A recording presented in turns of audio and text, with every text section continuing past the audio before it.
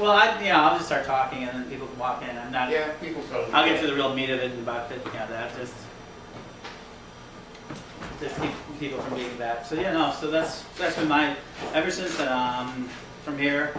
I walked out of here and been involved ever since in one way or another. Took me a long time, but now what you got, this source probably going to see, is that there's like 2.8 million now identified pagans, Wiccans, and spiritualists in America by the Harris report. And the numbers are really jumbled because they didn't ask, are you a pagan or a Wiccan? They just put it all under this sort of other new religious movement stuff. Some people judge there's a number called 44 creatives.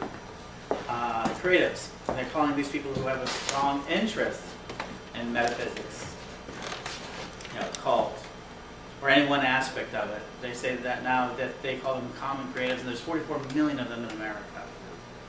There's 78 million people in America that read astrology every day. Sometimes one of the most popular astrology columns out there, Tribune has an astrology column. Now, everywhere you go, there's astrology columns. And everybody looks for magic in all sorts of different places. Horoscopes every day. And today's Friday the 13th. You wouldn't believe how many people that. Really hard to pronounce, but if you're afraid of Friday the 13th. Triskaidekaphobia. Huh? Triskaidekaphobia. That's fear of the number 13. Fear of the number 13. Friga chicha phobia. Triskaphobia is fear of Friday the 13th. Ah. So yes, you get it. Yeah. Yeah, so there's an actual fear of Friday the 13th. And there's lots of reasons for Friday the 13th beliefs. People go all sorts of reasons. That 13th person at a dinner is unlucky. And Christians, it's 13th dinner guest betrayed Jesus. The biggest, most common one is the Knights Templar, which got wiped out on Friday the 13th. Their order was wiped out early 1300s. We just celebrated this 700th anniversary of their murders. And they were basically, the Knight Templars were the bankers of Europe. And the Catholic Church decided, the Pope decided they didn't like that, and wiped out a bunch of them on Friday the 13th. So that's carried forward. All sorts of different reasons. Probably just bad timing, because we're so used to working in dozens. So that 13th gets out there. Some people love Friday the 13th. This year we have 3 of them. We had last month, this month, and in November, and that happens every 11 years. Why is this important to people? Because Pythagoras said it best. The universe is numbers. The world is numbers. And one thing that people always look at in doing so is all about numbers in their lives. It's all about different ideas. And this Greek Discordian answer, 23. How many people see 23 every day? Yeah, at least a couple of times. A couple of times? Yeah, at least. 1111. Anyone see those numbers? Yeah. 1111. Okay. And these numbers may or may not actually pick up in your effect if you're receiving them. This is something that you do.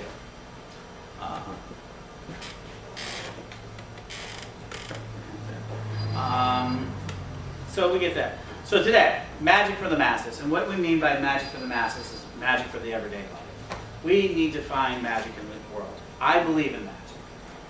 I am not a Hollywood magician. I'm not a very good stagecraft person. I'm working on that. But I have a profound sense of magic in my life. I do things by feeling, by heart, sometimes by intellect, and things happen for me. And I'm very fortunate. My name is Ed Hubbard. For those who want to have formal titles, I'm actually Reverend Ed Hubbard when I have to be. It's not something that I use a lot, but I can do, if you want to get married in the state of Illinois, I can do that for you. For me, I'm called a Wiccan. I'm called, I've been a magician in my life. I've been a Wiccan. I'm a whole collection of titles, if you want to know. We all are. And so that's a big part of my life, is being a whole collection. So I'm also known as Ed the Pagan, because about 10 years ago, I had to get a 10-letter email address for AOL, and I put Ed the Pagan. And that changed into a big identity for me. I'm known on the web as that. So things happen, and magic for individuals always happens at the least expected moment. You'll hear all sorts of things. People say they have angels, and that angels walk among us, flesh and blood. And they go, oh, my friend did this for me or did that. There's all sorts of personal miracles. There's all sorts of tarot card readings that people get that are perfect, or reading the right horoscope and it gets you up there. Or just walking down the street and seeing flowers suddenly in the spring. Magic's first step is perception. Can you perceive? For a long time, people would not have accepted anything that we do in society.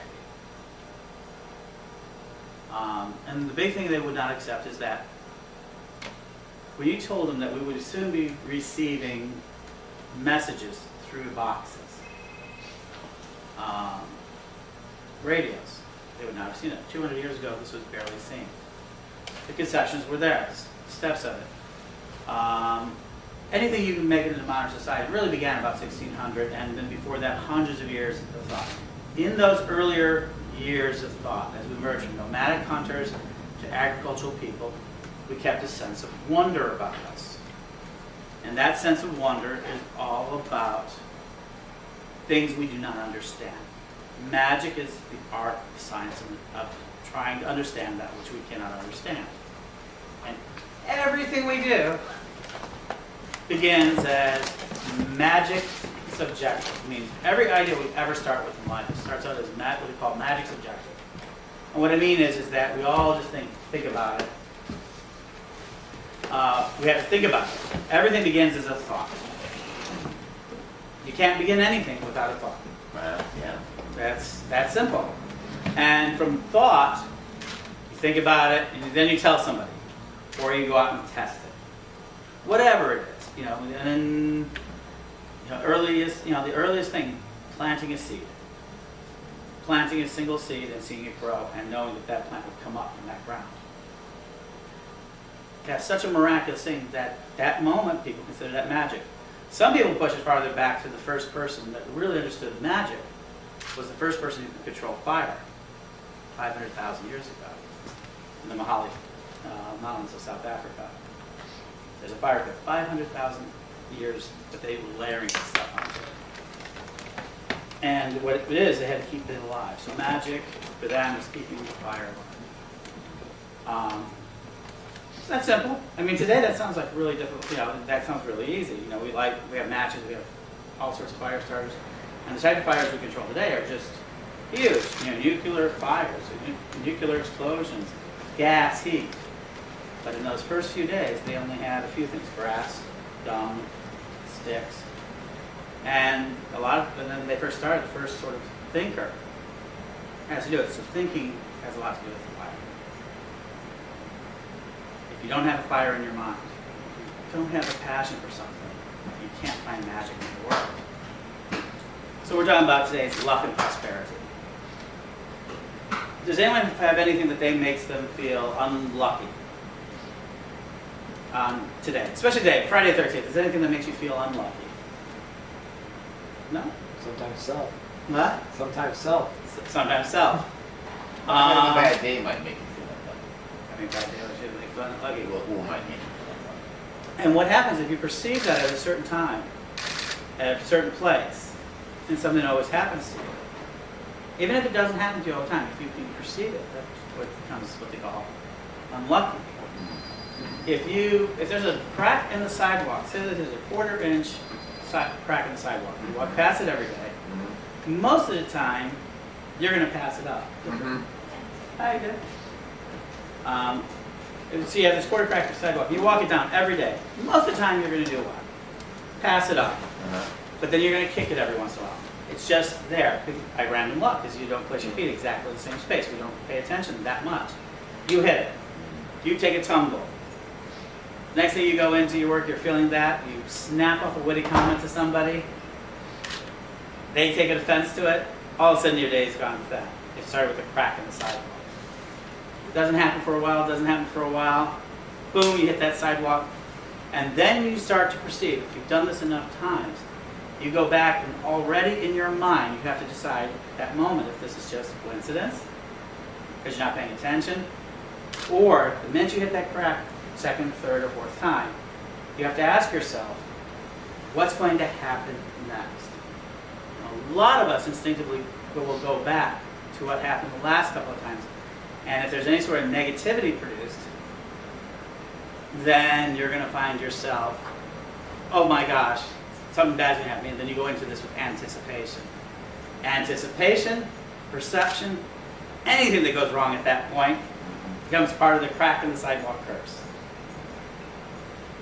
You carry it around for a while. You change the direction you go. You don't even think about it. And then somebody else comes by and says, man, I just stuffed up my knees from that sidewalk crack down the street. Yep, this is what happened to me. Really, this is what happened to me. Now it becomes a phenomenon. And more people share in this sort of perception that there's that crack in the sidewalk. And then one day the city repairs it. Goes smooth. There's no more crack. Somebody trips in that section of the sidewalk. They come in here and they go, oh my gosh, I don't know why you felt that time, but there used to be a crack there that used to get everybody. And if you got hit by it, it was a bad day. Well, it must have hit it. And now it becomes a ghost. A ghost curse. And then on it continues. And it becomes part of something they call a meme. M-E-M-E. Short thoughts expressed with very few words, but takes you into a state. Most curses, unluckiness, is a state. It is something that you enter into and you continue to act in a way to attract negativity. And one of the things that creates them is called memes. M-E-M-E. And so you pursue it. You can see memes all the time. It's one of the biggest advertising things in the world. Just do it. Nike.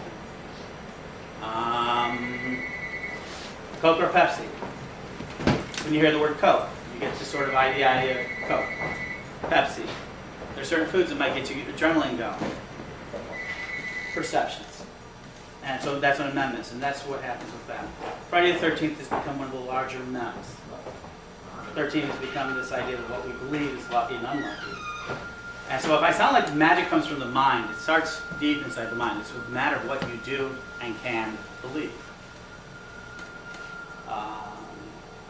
People didn't believe in steam engines. People didn't believe in radios. They didn't believe in all sorts of different things. Then you can go on and on. We know that because we live in a time of an infinite amount of change.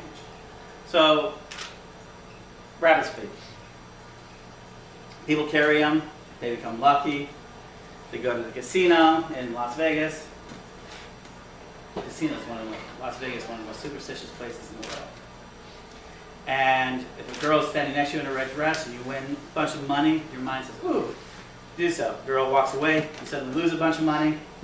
The girl in the red dress is lucky. Hey, come on over here, let me buy you some drinks. You win some more money. Great. Girl walks off, you lose money, you become convinced. The next 10 years later, your wife has to dress up in a red dress and stand next to you when you go play poker in Las Vegas. As long as you win. As long as you win. And if he gets that, the person will pay more attention. Because when you believe in a good luck charm, and you have it there, you feel comfortable to pay attention. And therefore, that person may actually play better poker because they feel secure. You may not have anything to do with that. So I keep talking away these ideas of magic, but magic is what we focus on and how things happen together. And so we get these ideas of lucky charms. Prosperity. Prosperity is one of those things that I'm taught, is what we came here in Magick for the Masses for, is something that we perceive together. What's prosperous to one person is barely enough for another. And that becomes weak because we have this very single thing in our lives. It's called wealth. Wealth, for the simplest of terms, is the ability to fulfill your needs and desires. Truly wealthy people fulfill all their needs and desires. It could be a farmer who just has a couple of chickens, a couple of horses, and brings enough food in every year, and they can feel truly wealthy. Wealth can be, for some people, driving expensive cars makes them feel rich. Rich is not necessarily wealthy. Wealthy is a certain contentment and satisfaction from fulfilling your needs. Prosperity can lead to riches and to wealth. Now, a lot of people who are truly wealthy in our society are also truly rich. Rich is a money term. And when the thing is, anybody, they say, you hear it all the time, anybody can be rich. If that were true, why is not everybody rich? I don't know how many people tell me that I could not do tons of things I've done. And they could say because you're not rich enough or you're not wealthy enough. But I don't. That's kind of silly because I found a way in my life to do so. And for me, it was a belief in magic. I started believing in magic. Kindled at a young age, left it, came back.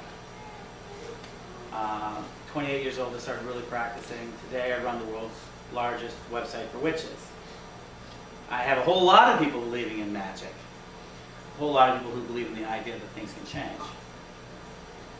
Ultimately, what people call magic is to have your environment change according to your will. Keep it really simple. You know, we can give you lots of other fancy names. It can be all about moving energy. It can be about casting spells. But ultimately, magic, for our purposes, is to change the environment by the power of your will. And so how do we do that? You change the environment by the power of will by simply making things happen.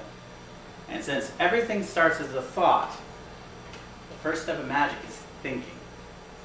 You don't think, you can't create anything magical.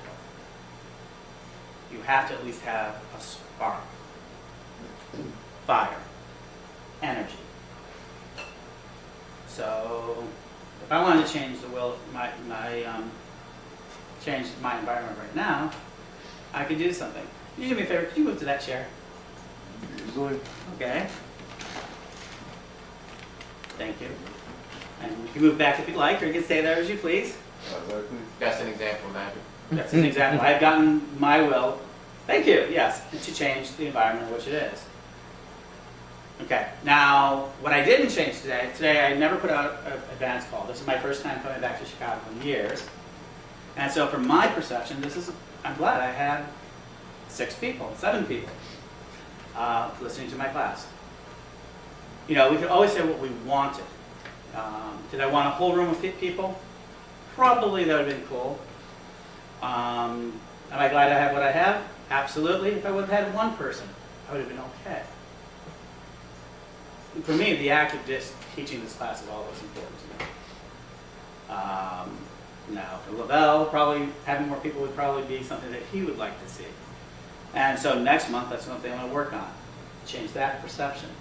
Because next month I'm going to talk about love and lust. But today I'm talking particularly about prosperity and love. So, what do you guys do to make yourselves feel lucky? Anybody? Go ahead. Come here. Come here. And before we started the class, we were talking about your seat, your spot. And one of the most important things in a life of somebody who wants to learn to cast magic is to find their spot. Or to find their place. And finding a place means finding some area that you can feel like you're strong, you're protected, or whatever it is that makes you feel like you can relax your mind. Because all day long, your mind is in the grip of energies that you can barely perceive. There are people out there today that want to take over your mind enough so that they can have something called mind share. Advertisers say, we want part of your mind. They want to put an impression into your mind to buy a product, or to commit an act, or do a service. The most common people who do this is, of course, every 2 years actually, we have elections. And you have all these people yelling at you to get you to make a decision towards voting for them. Coke, we all know they want you to drink more Coke. Pepsi wants you to drink more Pepsi. 7-Up wants you to drink theirs. And, yeah, come on. And you have all sorts of people who also then want you to drink water. And then all different types of water. You know, there's life water, you know, there's also. People spent millions of dollars to try to convince you to this. And you have television shows, all fighting for your attention. On top of that, you have noise, running back and forth. You have cars, people, telephones. And increasingly, we carry our telephones with us. buses, cars. In here, if you look around, there's thousands of things to try to get your attention. Everybody's fighting for your mind. First rule of magician is know thyself. Because there are people who want you to act in a way that's like everybody else. They want you to use your credit card to go out and spend large amounts of money. And if you don't have the right credit card, you're going to be envisioning, and it gets you to visualize that barbarians are going to come through your door. I was with somebody who says, boy, I'm glad I have Capital One. And they said, I'm glad I have a Capital One. He goes, why? I said, so those barbarians don't come and rob me. It had gotten to his mind that much that, that he was using his Capital One and kept making a joke about barbarians. Now, if you don't know what I'm talking about, good for you. You're not watching enough television, but good. But I think everybody seemed kind of light up there. And that's one of the ways they're trying to battle for your mind. Magic is about taking back control of your mind and using it for yourself. And the question that you have is perception. And everywhere you go into life, so the first thing you have to do is know thyself. And that's really, I'm going to tell you, it's really, really hard. And it's really, really simple. The question is before you do an action, you ask yourself, why? What does this have to do with prosperity? Prosperity comes from using surpluses. Where did the first surplus ever come from? Somewhere, about 10 million years ago, probably in Turkey, where they're trying to put it now. A person, probably a woman, planted a seed, watched over it, and got food from it. And this was the first time we were able to then say, wow, we have a surplus of food from where we were before, versus going out and hunting it and gathering it. Agriculture. Agriculture began to create the first surplus food so that me and you both wouldn't have to go hunting and gathering. You, if you were good at making arrows, could finally relax because I can grow enough food to feed both of us. You make better arrows, we get better meat. And with that became all of sort of an ideology of miracles, growth. I mean, come on, that's kind of interesting, kind of hard to believe. It's like, you're standing around there and says, I'm growing my own food. And imagine that nobody understood you. That absolutely no one understood you, or only a few people understood you. And you started doing it, and then all of a sudden you started to grow food, and you are putting on a pound or two. That was not the easiest thing in the world. It is today. Today we fight against it, but back then it wasn't. And all of a sudden you had this extra food. More children, more people doing tasks, teaching it on, prosperity. Then, of course, then you have the formation of bandits. Bandits to government, they're the same thing. They take a portion of everything to protect you from the outside. First idea of the tribe. Who will protect you? Well, you grow that. Who we're protecting you from? Well, first us, and then everybody else. And our society, as we know it, grew out of that. In that process, there are all sorts of unexplainable things. Magicians were the first, magicians were the first people to test ideas. And for this, if they were successful, usually got rewarded for it. And if they were wrong, they were usually killed. Very great process. You were right, and you can convince people you were right. As a thinker, you survived. And if you didn't, you died. Why? Because nobody liked, everybody trusted you, because you were speaking for God. Early magicians were speaking for the gods. So we had that. And when they got it right, there was more prosperity. So they learned to observe things. You observe it. And when you observe things, you spend and find perceptions. I talked about 1111. And how many people have seen 1111 number around? You did. You did. Do you know where that comes from? Actually, the 1111 number system is fairly recent in history. It comes from something called the harmonic convergence. 8/16/17, 1988. Prior to that, it was a little bit of discussion, and you find books with it. It was in some angel books. It's pretty obscure before that. The idea that this matching numbers, 11 master builder number, 11 another master builder number, bring them together as a double master building. It is supposed to be the way the world changes, is when these numbers show up.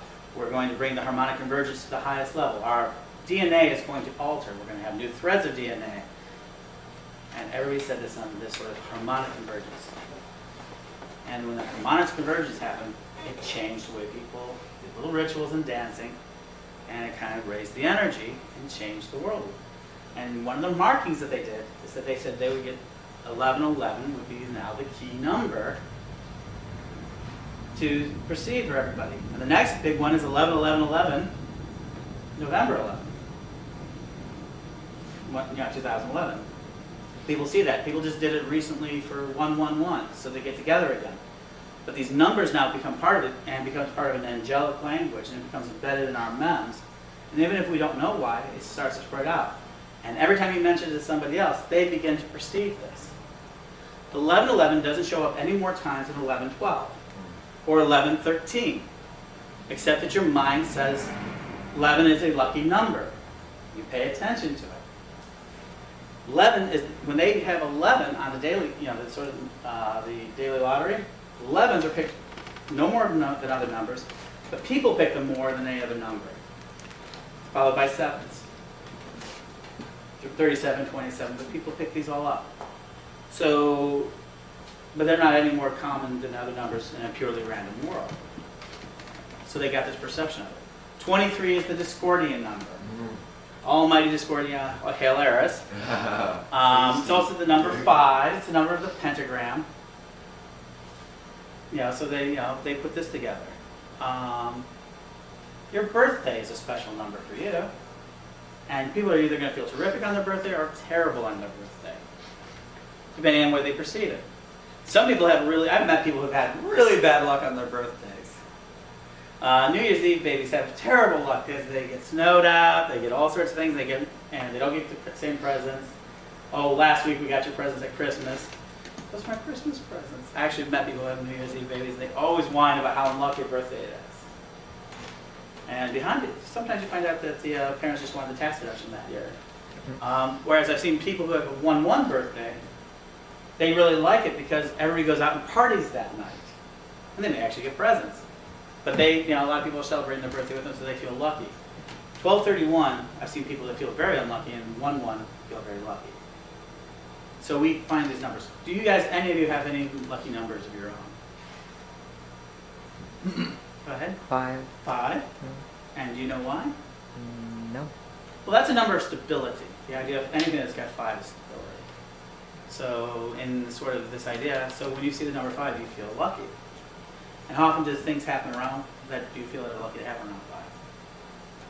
I don't know about that, but it appears in like my driver's license and my social security number and my credit card number, and so I just, if I have something that doesn't have a 5 in it, it makes me nervous. See? Yeah. Okay. What? 3s and 6s. 3s and 6s. Okay. Well, 3 is half of 6, so in what way do they show up? Do they feel for you?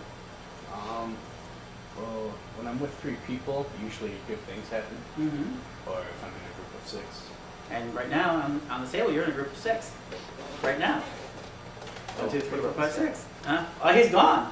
The minute you mentioned it, 6. And you're right, it was just 7 a minute ago, but when you mentioned you're 6, you're in a group of 6. So this must be pretty lucky for you. So, good. Anyone else? No? Okay. So these are ways that people do it. Let me offer you a way of utilizing this to your advantage. First step to prosperity is knowing that you want something or you need something. If you cannot admit that you want or need, forget it. This is a useless exercise. If you're a Buddhist and you've truly come down to the point where you don't need any material loss, and this is their goal, they live their lives and they have a different type of magic. That's what's called the flow.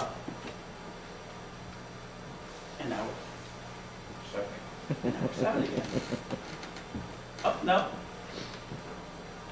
Assumptions. That you put out there. So we're going to teach you one of the things you can do with your own prosperity is to put out mounts. How many people do you think you're going to be rich in your lifetime? Define rich. Rich is money. Money. Okay, rich for us, for my purposes, is money. Having enough money to be rich is having enough money to do what you want at the moment that you want to do it. Okay? If I want to go get on a car, you know, that sort of thing. You know, that's rich. Okay. I want to buy a Bugatti. You want to buy a Bugatti? That would make you feel rich.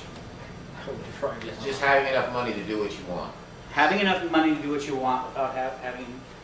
When Without having to haggle. Hmm? Without having to haggle. Without having to haggle, you know, go in there.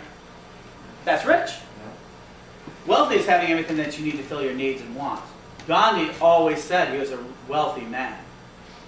And people would ask him where his richness is. And the richness is in my heart and my relationships. Most people pursue richness in lieu of wealth. I want to be rich, but I also want to be wealthy. In a lot of ways, I feel wealthy. I pretty much do day to day what I want to do against what I can do. Big difference. There's a huge difference in that. And every day I try to figure out ways where I can do more. Can I teach a class at the Occult Bookstore? This was an idea about a month ago. And I typed an email. Thought to action and permission. And I got permission, I'm here today. That act for me. That action for me was one that's fulfillment. And now what I want to do is go from this to next month, having more people, talk about love and lust, that's one of my favorites, onward. So basically, for me, back to things. Charge a nominal fee, not really worried about that. Just want to get my chops going, get my teaching chops going, get myself energetic, getting people back to learning these sort of things. Here's what you can do. It is never wrong to talk about money. If you've got a boss and you want a raise, the number one thing people stop to do is not to ask. But now I'll teach you what they call, what's called a simple memory trick, simple putting out in there. Not only decide how much you want, but stop dropping that number into conversations, not indirectly. If you're making, let's just say $9 an hour, and you want to go to 11, right? You start mentioning 2 weeks ahead of time, wow, there's 11 staples in this booklet. There are 11 people in the waiting room for you. Right? He says, oh, that's very nice today. Where'd you buy that? Isn't that over by 11th Street? And you start putting it into their perception, and every time you did it, and then you add another word, good. 11, good. And you slowly but surely do it. And you say, well, isn't this a good thing? You know, it says like that. Wow, did you notice there was 11 little birdies on your tie? It doesn't matter what it is because you put that in there. Now you have to be bold.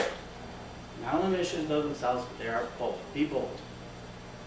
And they also be silent. And you don't ever want to come right out and do something because the people aren't going to accept it. And then you go in there, you get your review, you know the review is, and he says, oh yeah, da-da-da. So I want to talk about a raise. And he goes, well, we can't really give a raise. But raises, you know, but I've been good. Haven't I? So well, what are you looking at? Well, I'm looking at 11. It's called MEMS. He's now got a mem that says, attached to you with the number 11. And so now, it comes down to the moment, you wouldn't be surprised how many people will then go, well, I agree with 11. 11's good. Thank you. Because one of the things that a magician knows is the world repeats back to them what they say to the world. That's true. Very true. And so, the beginning of your prosperity is the beginning of the way you speak. Your words have power. So yeah, that's a great way, and it works. Because you come right at them and they go, if you just decide you want $11 an hour, and they go, no one else makes that. And I hope you're asking for a hell of a lot more than that. But I use that as an example because it's a fun example for me. It's like almost you're building association Mm-hmm. with that person. You're predestining yourself in that person. That association is just like, as soon as they think of you and you say the key words, you bring that thought forward in their mind. And that's magic. That's magic. It's beautiful. Now, I throw pennies in lucky wells. I believe in something called the threefold law. I believe in all sorts of these sort of little rules. But the most important rule I believe in is I believe in myself. I know myself and I believe in myself. I believe in what I can do. I'm also not so silly to think that I can do anything. Certainly, I'm not a very good basketball player. I've tried. I'm not very good at it. But if I decided I wanted to be good at it, I could be good at it, whatever that is. And at any time, I can change my mind. Again, I talk about all sorts of labels. Lately, I've become a cupcake maker. Me and Marianne have become cupcake makers. And people are telling us that we should take our passion. People have said, you should do this all the time. And we're even thinking about it. But we did cupcakes just for the fun of it. We made what was gruesomely awful red velvet cupcakes. Cream cheese, butter, oil, 1,600 calories of what are these things? Did you bring enough for everybody? Yeah. No, we did not bring any this time. No, That sounds next time we awesome. will. Next time we'll bring cupcakes. And we brought this, everybody loved those cupcakes. And we've been doing more. And so people are saying how good our cupcakes are. It makes us perceive them. We try harder. And we bring out some more cupcakes that everybody seems to love. It's hard not to love cupcakes. Now in this world of where we go, there's a sort of meme out there that we make good cupcakes. How many people have gone to a communion that had two comedians to do the exact same jokes? One's funny, one's not. One's famous, one's not. There's association. So if we become good enough with cupcakes, we might turn into Ace of Cakes, Duff Cakes, who now get $3,000 for a cake they used to get $500 for, that they used to get $150 for. Yes, I've been asked. I've gone to that website because I thought it would be prosperous to have a big cake from him. $3,000, $100 down before he even talks to you. When you go in for the tasting, he wants $1,000 down and 2 years waiting list. And you may not have more than the cake. But it doesn't matter, it's a duff cake. We have to have it. And if you have a duff cake in your party, you've made it. Perception of it. Is any of that true? Could not a local baker do a better job? Is there not local bakers who do better jobs all the time? What makes a duff cake better than an exceptional cake from a baker that may cost 1/10 of that? Association. Association. Duff cake, you have to be rich to afford it. This other one, you just have to be well enough to buy it, so it doesn't have the same sort of prestige. People put items to prestige all the time. Cheapest jewelry in the world, haunted jewelry. Gets the highest amounts on eBay. I've seen $20 rings go for $200. I've seen $40 pocket watches go for $4,000 because these people write a story about how it is haunted. Now, do I believe that those items are haunted? I believe there are a few items that are haunted. But somebody who lists haunted items every week by going to estate sales must know the Ghostbusters. Truly gifted. Needful things. Needful things. Not that I don't believe there are haunted items.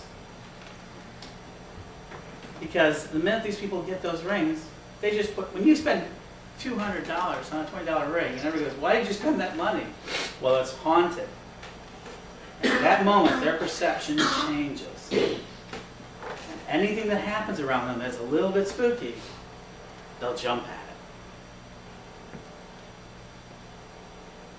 Try it for somebody. And one of the biggest things you can do to people that says, don't trip, they trip. Try not thinking of the number 3. Too late. Too late. Magicians use these words all the time. And one of the biggest things, like I said, today is Friday the 13th. I put on it, but there are a lot of associations with Friday the 13th that have continued to add. Friday the 13th is Freddy Krueger's night.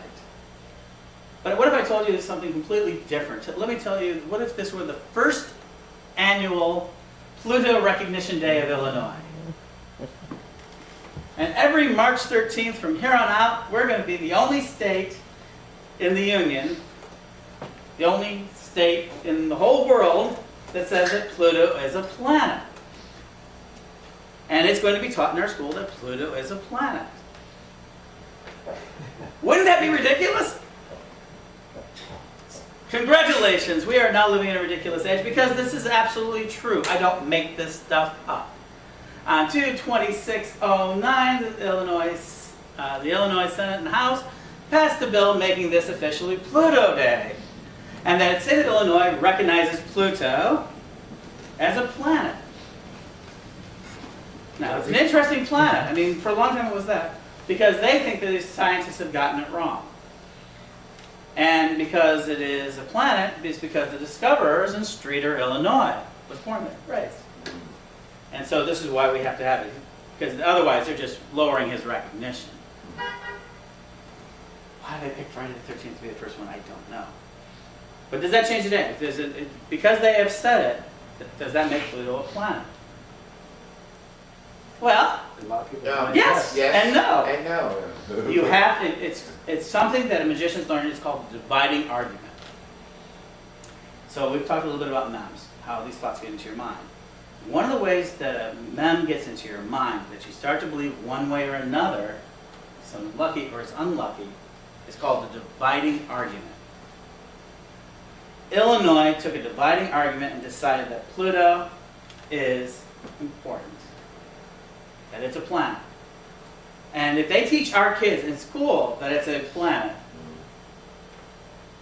then we're going to believe in Illinois, we're going to accept it as a planet. And anyone from Illinois will be able to say, oh, in the future it'll be a planet. Other states might join us. There might be a general Pluto rebellion. Wouldn't that be an interesting thing? It is. It would. Right? Right there, the evolution and creation. But it's that moment. And somebody else might try this in another state. Let's say Indiana decides, well, we aren't going to do this, we're going to join Illinois in this. And they begin to vote for it. A dividing argument. Whenever you're faced with sort of a prosperity choice, or any sort of money choice, or any sort of choice in your life, you come sometimes to a dividing argument. Controlling dividing arguments on your behalf is how you start to build prosperity. What do I mean? Well, if I were a little faster on my feet, I'd have t-shirts today that says, I'm from Chicago and Pluto's a planet. And I'd sell some of those. And I'd have a little bit more money and I'd have a good chuckle. So, just out of curiosity, how many people here do feel Pluto's a planet? Okay, Mary, yeah, she's that's okay. And that's because you were taught that in school. That's what I was taught in school. And I like it too. I prefer to be a planet myself. And so these scientists have this sort of perception problem. They tried it, now they're going to get backlash, and we're going to have years from now, decades from now. But what does it do for Pluto? Not only does it divide the argument, but for astrologers, this was a catastrophic event. And not being able to include Pluto in their astrology charts as a planet, because people are going to question it, changes the way that they read it. Aquarius, I think, what astrology signs combined to it? Do you know? Is it Aquarius? For Pluto? Yeah. Scorpio is what they gave Pluto to. So they just try to tell all Scorpios that their planet no longer matters. Damn it. Back to Mars. Back to Mars. But that's a perception change. If people don't accept Pluto as a planet, then it goes back to Mars. And Uranus, that's, because Uranus, Aquarius used to be Saturn to Uranus. These things change over time, perceptions. So if you want to get in control of the dividing question, how do you get a hold of the dividing question? What a dividing question does is a decision at a time and a moment that something has to happen. You have to make a decision. A good example is, do I still sit here and listen to this guy rant and rave? For that sort of thing. Or do I go out and do something else? Do I go out, what do I do after this? Do I go home or do I go to a bar? Do we, all sorts of these choices that you make. And when you start to control those dividing choices, especially other people's dividing choices to you, then you get to change things. If you're a politician, it's called a vote. If you are a celebrity, it's getting people to pay attention to you and buy your record, or your TV show, or your cassette over somebody else's. If it is a job, do you get that promotion or somebody else? The earlier you can see the dividing question, the earlier you can start placing thoughts out there that you want it. Because the first thing about magic is it's a fire in the mind. And that fire in the mind is conveyed by thought. And thought becomes words. Hopefully soon telepathy will become telepathy. At least that's my hope. But right now we have to use words to convey it. And we're getting better. We're becoming better because we're starting to use more and more visuals. We are having a visual language. But that's important, but not the thing. So we start speaking our mind. And then if you get other people to hear you, and agree with you, and act in conjunction with you, you can change anything. I love Derek Brown. He's a mentalist who gets people to hand them their wallets all the time. He just goes up to them, talks to them for a few minutes, and says, hand me your wallet. And the people hand the wallet and says, walk off. And people do it. I haven't got that level of skill. I haven't even tried to, but I love watching him do it. And you have to ask yourself, is he really doing it or a stage trick? You know, when you see it on TV. So what happens? When he comes to town, you have to see a show. You have to see it close up. And so this is a way that you reaffirm yourself. And eventually you find out that he really does do it. And that people, he can only do it to a very small percentage of society, but he does do it because certain people are just programmed to just act. One of the things a magician does, prosperity does, is that you get people to act on your behalf. We already talked about planting a number before a boss to get them comfortable. The biggest power to a personal magician is how you speak of yourself. How many people here say that they're wonderful? You can't, it's okay to say you're wonderful. You're all wonderful. We're all unique. And everybody here should say they're wonderful. Say you're wonderful. I'm wonderful. I'm wonderful. Good. How many times a day do you go and say something like, oh, I can't believe I just did that. That was so stupid. More times than I'm wonderful. Okay, that's easy. The negative is easy. The positive is hard. Part of it's because you've been programmed to take the negative with you all day. After all, how can we make it through our day not having a headache unless we have Advil on our desk? How could we, how could we possibly get through the day without anything? And then, damn, Miller time afterward is great. That's going to make me feel so much better no matter how bad the day is. There's a sort of battle to make things feel negative in the world towards positive. I have no doubt in the mind that our economy is going to survive. Anyone else feel differently? It's okay, you can. I also believe that Obama is playing the trickster right now. He's been saying how bad it is, how bad it is. And today he said, times are never as good as we think they are, or never as bad as they at first appear. The economy wasn't as good as it was 2 years ago, but it's not as bad as everybody thinks it is right now. He's programming the country. He's programming everybody to say, oh, okay, start spending again. It's not that bad. Regardless of what the truth is, and I'm not enough of an economist to tell you that. My son warned me to get out of the stock market about 9 months ago. He studies this thing. He got out. But you would think that if, because of that, everybody would go, oh, yeah, well, you think well of that. You thought that through. They don't do that to him. They go, how'd you know that? And they want to know that he has a system. He wants to have magical tricks that he couldn't have possibly done. All he did is he studied markets, made a guess, and he was right. He studied a lot of different things, and he studied. Magic often looks like things that you study intensely, and you do them with easily. Suddenly becomes magic to other people. So we'll get back to the dividing argument. I know I've gone all over the place, but what you have to do is start looking for your dividing arguments. Things that in your life that are divided, that people make choices about, and get people to deal with you for prosperity. When you're a waitress, you've got to get the people to like you as quickly as they can and know that they can trust you in order to get a tip. I teach waitresses all the time. Tell them how much of a tip you want right up front. It says, and what do they mean? It says, I'm going to hopefully give you good service for the day. It says, I'm going to get you whatever you like, whatever you want, just feel free to ask for me. It says, after all, I want to earn your tip.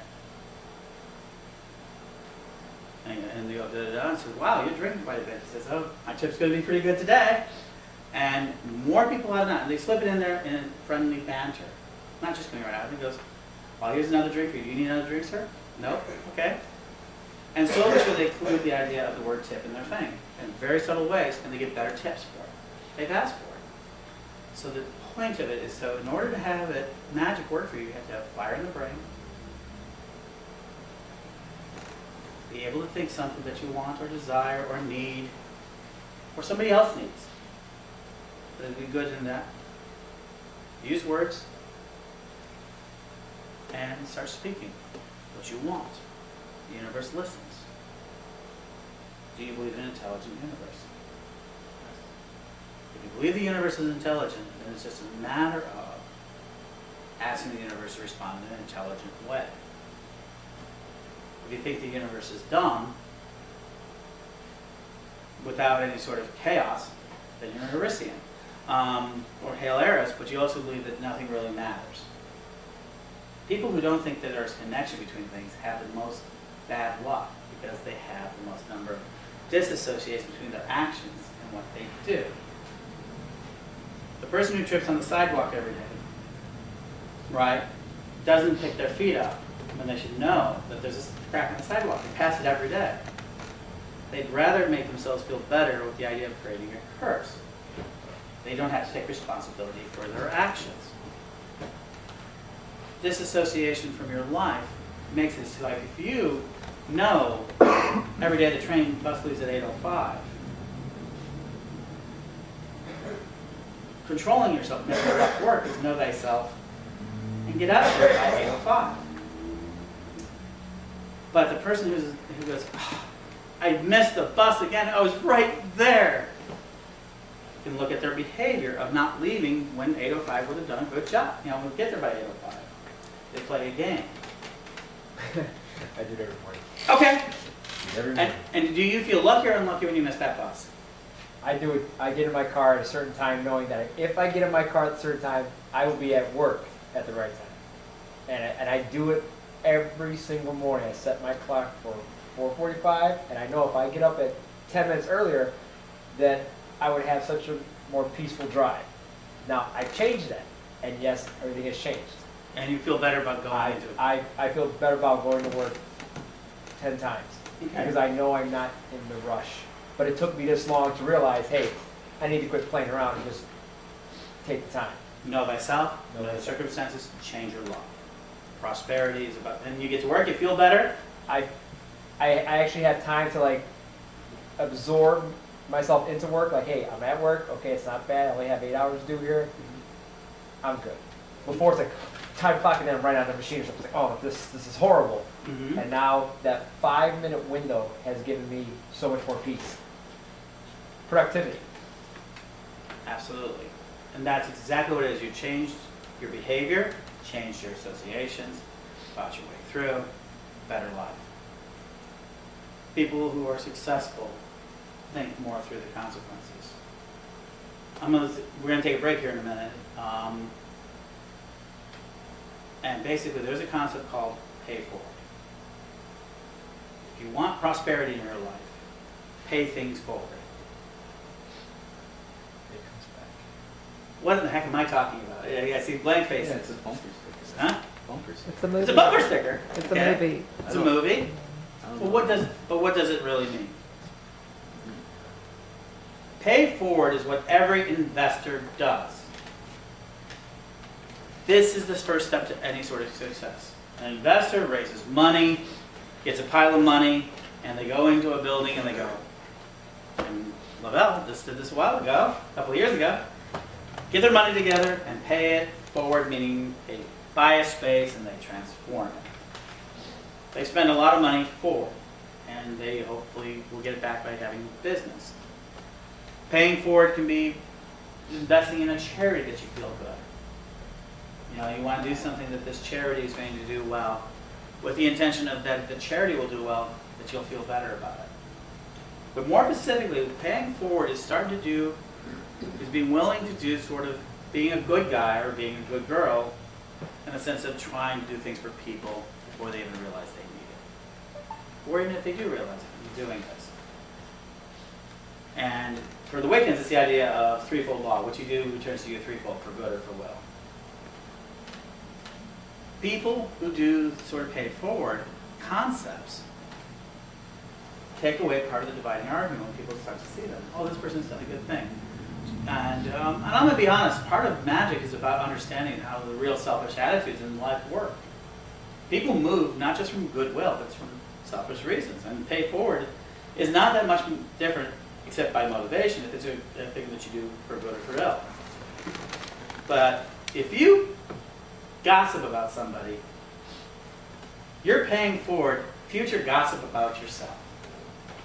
If somebody's gossiping to you about someone else, you know that person's going to gossip about you. What goes around comes around. What goes around comes around. Now for me, when anyone gossips about me, I have a great statement, because all rumors about me are true, regardless of the facts.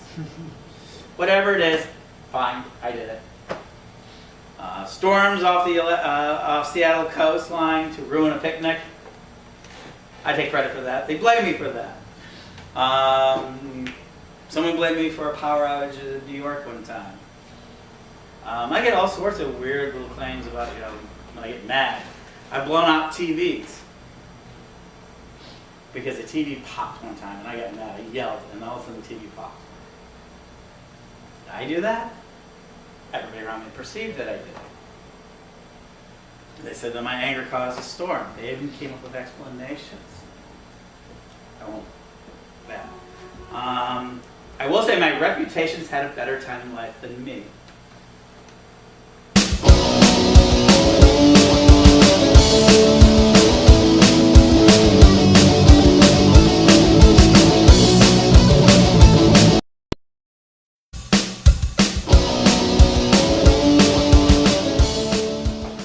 Hi, my name is Ed Hubbard. I'm your happy-go-lucky teacher tonight.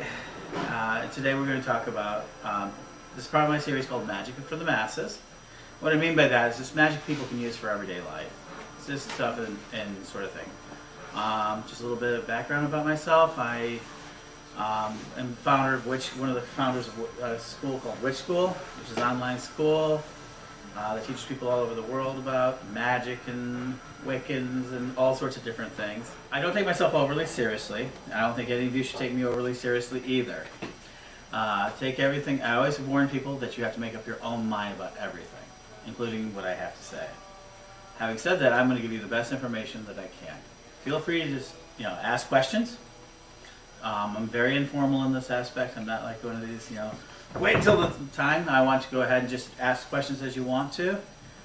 And we'll begin. Today's Magick For The Masses is love and lust. Love and lust are the two most powerful elements in America today. Everybody loves love. And how dare I speak even about something that has over 1.2 million different definitions in the world. There's all sorts of flavors of love. We always talk about it. You always hear about different flavors of love. And people go, oh, that's a big subject. But love ultimately, in the world of magic, means just being able to have a feeling of giving to another person. And that means giving. It means giving unlimitedly. You hear the term unconditional love, the love. Well, what in the heck does that mean? Well, unconditional love is one of those little fantasies that we all live with, meaning that we don't have conditions to our love. That we give it so freely to people that we don't expect anything back. Okay, that would be like opening your wallet and letting anyone take money out of it and never expecting to see anything for it. It sounds cool, but at the end of the day, that idea comes out and people get resentful of it. So it's obviously not just giving of yourself so much that you never get anything back.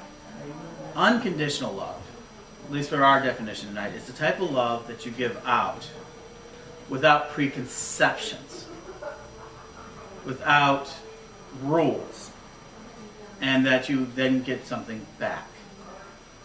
Meaning, when you enter into sort of the idea of love, the more rules you have, the harder it is to get to love. It means like if you think that you have to be, I have a friend, 42 years old, who barely dates because he has these very tight rules of who he could possibly love. It has to be a redhead. It has to be a Jewish redheaded girl. Very difficult to find. And I literally mean this. And then anything else doesn't seem to live up to his standards. And it doesn't live up to his standards. So he doesn't have an inkling of what unconditional love is. And today he's still a bachelor. And yet he talks about, oh, I want to get married and have kids. That's these sort of things. So if you set up a lot of preconditions to what love is, then you're going to find it harder to find love. So that's what we talk about unconditional love. It's kind of setting up not the conditions of love, but you have to ask you what you want in love. Now, lust. Lust is a whole different question, and lust is the biggest motivator today in America. Lust is everywhere. Lust is in our commercials. Why do we put bikini-clad girls in front of a car? Because, well, they want to convey the idea that lust for the woman, lust for the car, and you convey this sort of thing. And that's actually called image magic. And one of the things they do in lust, in love, is that the idea of taking one thing, a beautiful girl, clad in a bikini, selling toothpaste. If you use this toothpaste, you're going to get this girl. It doesn't matter if it's true. Or they take in the case of that. Or beef chunky guy, Axe haircut. If your guy's using Axe body rub, you're going to want to be all over him. The idea is that they're going to convey this idea of symbolic magic. And one of the things about image magic and symbolic magic, and there's a little bit of a difference between the two, but the difference between those two things is that in image magic is you take an image of something that you want and convey it across the board. Voodoo dolls is an image, and you put a person's face on it and you stick pins in it.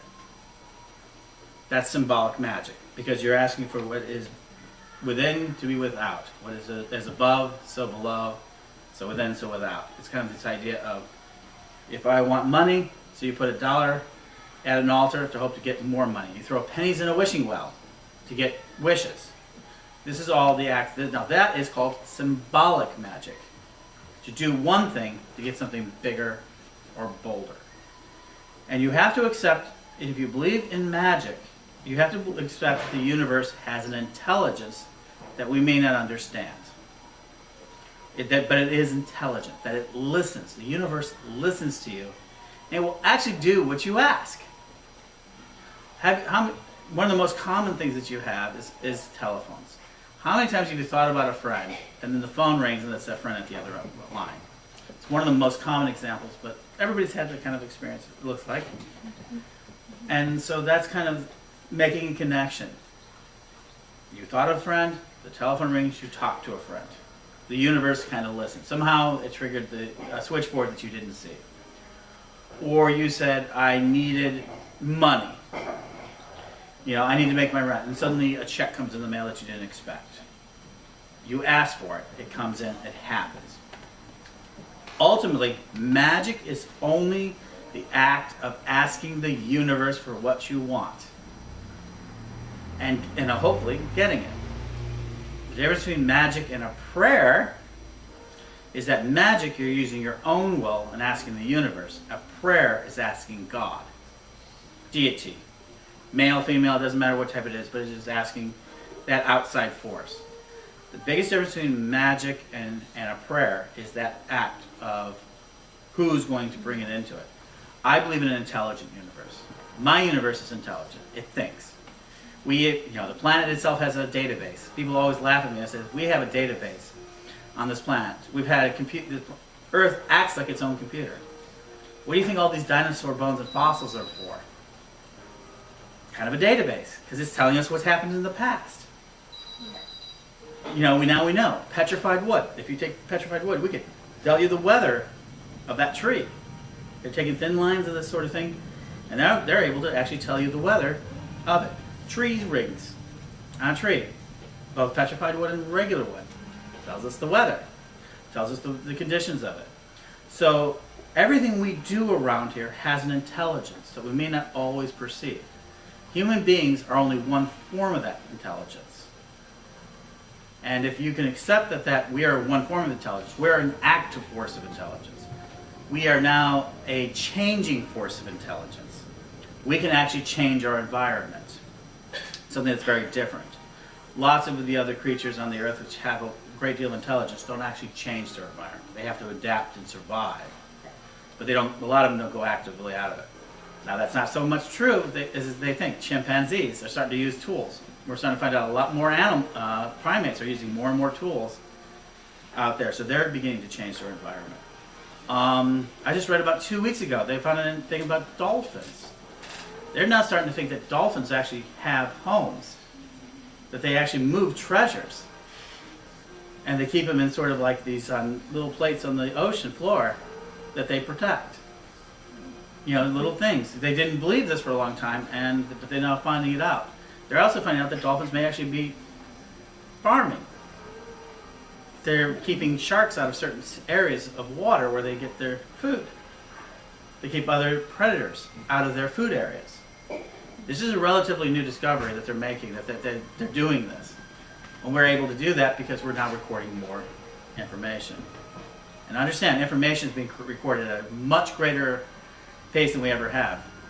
In 1 year in the United States, 1 year on Earth today, we're accumulating information at a rate the human race had accumulated all the way up to last year. In 1 year. That's how much it is. We're talking about petabytes of information. But the Earth has always been gathering this information. Magic is one of those ways that we tap into a consciousness that is intelligent and that has knowledge. You hear about Akashic records. You hear about all of Akashic records. I don't know, how many of you have heard of Akashic records? Or Akashic? Akashic. I have a Chicago accent. I'm so sorry. Me and Mary Daly suffer from the same speech impediment, public education. But yes, Akashic records. And that is this idea that everything that has ever existed, everything that has ever been written, everything that has ever been thought is stored in this place that we can tap into. It's what psychics tend to use, claim to use. Ever dream of a book that you may not know? You ever dream of a book and reading a book? They say that you're touching the Akashic records. And so we have this ability to tap into this great energy. And so what happens is that eventually we want to control our environment. We're human beings. We can't help it. There is no such thing as a human being that doesn't try to control their environment to a small degree. Because every day we get dressed. Every day we go out and eat food. We do things to make sure we survive. We're not just sitting out in the woods somewhere, grubbing up, just hunting down our food with our bare hands and doing so. We're actually pretty ill-equipped to do that. We don't have any claws, our teeth are kind of blunt. Yeah, there's a lot more. If we didn't have our intelligence, we'd probably be a lot lower on the food chain. And at one time we were, that sort of thing. But in that process, we had to form communities. We had to find ways to cooperate. And one of the best ways to do so was through emotions. Emotions are the fire of the soul. Intelligence is the fire of the mind. And that is where your thought comes from. It's fire. Think of thought as fire in your mind. It burns. You have to get your thoughts out. You have to get it on paper. You have to talk about it. You have to think about it. Emotions are the fire of the soul.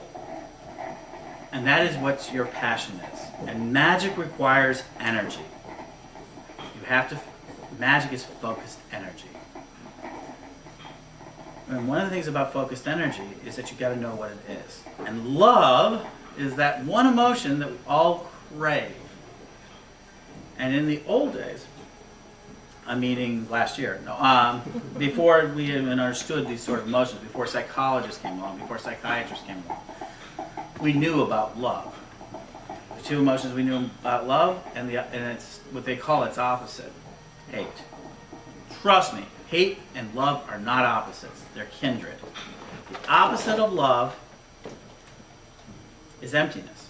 The opposite of love is disdain, disconsideration.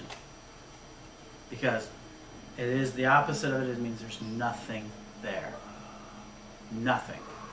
Because hate is a form of love. You so don't want this into your universe. You want to love your universe so much you want to remove this thing from the universe. They come from the same place in the heart. They come from the same place in the mind. So people always think love and we've been taught love and hate are the opposites, but they're not. They're both really powerful energy and fuel. And love and hate is a form of passion to despise somebody. You become entrenched with them. If you think about how you hate people, you don't stop thinking about them. You want to get back at them. You want to do something to them. Well, what is love? Love is you want to be with them. You want them in your life. You want to entertain them. So understand those strong emotions are there. In fact, the thing that's least like love, not knowing somebody's there, making them ghosts. So we have this sort of thing. So we have these strong emotions. Anger is another emotion, very tied into love. You did something to violate my rules. And how can I continue loving you if you're going to continue to violate my rules? In fact, the majority of our actions comes down to love. And all magic begins with one type of love. Self-love. You're going to hear this, and there's lots of people in the world who don't love themselves, who do go out and act and even behave as if they love other people. So self-love is not necessarily a requirement to love other people, but it's a requirement to enjoy it. Simply put, if you don't love yourself, at least a little bit, and I'm not talking about just, I'm not just talking about, oh, I'm a little heavy, or I don't like that mole on my face, or I don't like my haircut. We're talking, everybody's got some of those emotions, but if you don't like yourself, if you really think that you're not a good person, then it's going to be very hard for you to accept that somebody else can love you. A bond that's broken, one of the most important love relationships we get is that bond at birth. Within moments, a chemical reaction happens to the brains of the newborn. Have you ever heard about ducks following the first person they see? Mm-hmm. It's called bonding. It's called psychological bonding. It's called psychogenesis of the mind. It's the first thing out. And that little ducky goes, okay, that's my mother. It's a survival instinct, and I have to follow it. And if you take away the mother and put your human being there, what you do with osprey and all sorts of things, then the animal will say, this is the person I must depend on to survive. Love is all about depending on people to survive. When the baby is born, it smells, it tastes, though the taste buds aren't fully formed there. It smells, it tastes, even though it doesn't understand all these jumbles, it feels, and begins to form a saying, this is the person that's going to protect me. Now this is happening at a very low level. I mean, it doesn't even understand the baby doesn't even understand all this, but it makes that bond. And everybody says the bond between a child and its mother is magical. What happens in that relationship is going to reflect everything else. But again, what does all this have to do with magic? Well, how you feel tells you how your magic's going to work. Because ultimately, magic is about will. Okay? So, in order to be able to have love in the magical sense, love in a personal sense, utilizing magic either for yourself or for other people, you have to understand that these are emotions that you have, that they form very young, protective emotions, and then you learn to attach it to other things. And that's why there's so many definitions of love. There's the love of a candy bar. There's the love of a soda pop when the kid's young. There's the love of a toy. There's the love of a security blanket. There's the love of your best friend down the street. There's the love of the little boy and little girl that takes a bath with you. And we get all these sorts of relationships in our lives that we call love. But all of these pale in contextual to the one type of love that everybody keeps looking for. Soulmates. The one thing that makes you whole. Now, I'm not going to get into the sort of the idea that a man and a woman have to be together, or that it's two men that can be together, or two women, or even it's a whole group of people. I believe soulmates are people who make each other whole. And I don't think it just has to be a couple. I know a group of people who make themselves whole, and there's like 5 of them in this relationship. It's called polyamory. It means it's a group marriage. So when I talk about soulmates, I'm not talking about just necessarily being that. But when it happens, it's a collision of 2 forces, sometimes more, that come together and make themselves whole. But how do we get to there? Self-love. The will of the love, having that sort of thing. And you have to allow yourself to have it. You have to have the will for it. Okay. Having said that, how many people believe the number 1 thing that a witch is asked for is a love spell? Number 2, money. Money comes second to love. There are so many people who would rather love than to be rich. Would you believe that? America is a little worse than other countries. A lot more in Europe, love is above everything else. They're willing to die for love. Most people aren't willing to die for money. So you got this powerful force. How does it use it? Well, if you believe that love is sacred, I don't know how many people believe love's sacred. There's this sort of idea of sacred love. And that's one of the most powerful forces that have been sublimated in our modern society. Sacred love is the idea that love is blessed, that love is power. Today it's been sublimated almost exclusively to religion. The love of God, the love of Jesus Christ, and for people who are not of that persuasion, the love of, the gods of Hinduism, the love of the gods. And people kind of said that sacred love is only between me and God. But the Romans had temple prostitutes to represent a living form of God, a goddess. That was considered sacred love. Freely given, freely accepted. So understand that sacred love really means love so strong that you would give up your own life for it, that it means more than your own life for it. This is love so big that you would change your life for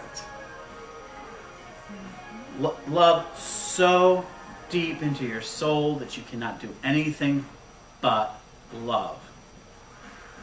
That is unconditional love. Now let's get to lust. Lust is a biochemical reaction in the body that says, I'm attracted to this person and I want to procreate. Base it is. We need to get together so that we can get together so that we can impregnate you. Because we have intelligence, it doesn't have to make sense that some of the love relationships we're making actually don't have anything to do with that. But deep down in the soul, that's what animals do. They have lust. They call animals are lusty creatures. Tigers, lions, everything else. They get smelling those pheromones, and they just want to do this thing, and they just want to and take it and just do it. And human beings have got the same reaction, but because we have all sorts of other higher intelligence brain components, we can have all sorts of relationships.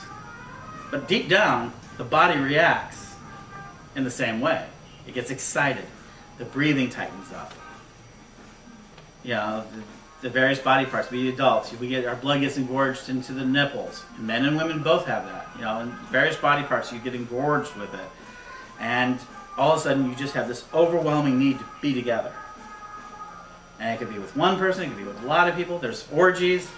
You just need this sort of satisfaction. And the body has to know that it has compelled itself to do so. That the body has done its duty to try to create more children, to perpetuate the line. Because you have to understand, we're all immortal. Our cells are from an immortal entity. Regardless if you believe in creation or evolution, I don't care which one you believe, it's irrelevant to this point. But once it began, There's never been a dead person who gave birth to a live person. Never. Now, science is beginning to tamper with that. Right? Even when they take the cells out of a body, they have to be alive. They've never taken a dead cell. They've never taken dead eggs and dead sperm and put them together. Because it's always been alive, it is immortal. Now, the individual cells or the individual components, us, are not necessarily immortal.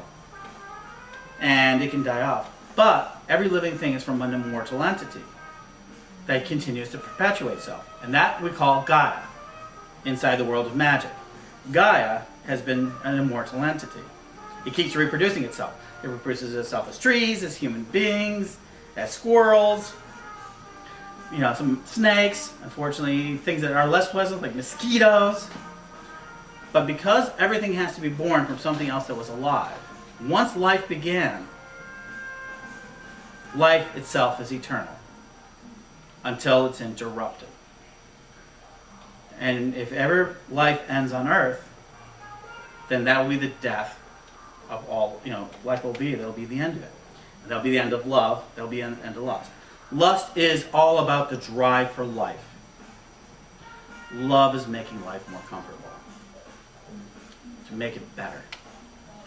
So how do we get to love? Now, from a witch's point of view, I hate to say it, love is one of the biggest manipulative forces in the universe, both psychological and magical.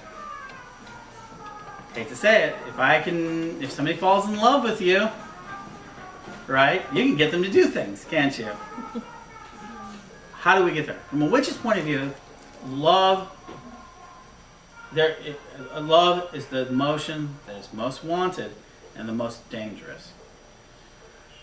There's actually inside Wicca, just to give you an example of one religion, that you're not ever supposed to cast a love spell on an individual person. Now, there's a story of Russell. He's one of the owners of the Occult Bookstore many years ago. He had a person come in, when people came in, he says, "I would like a love potion." And he goes, "No, you don't." And he would go, "No, you don't." And he says, "Well, love potions are cheap.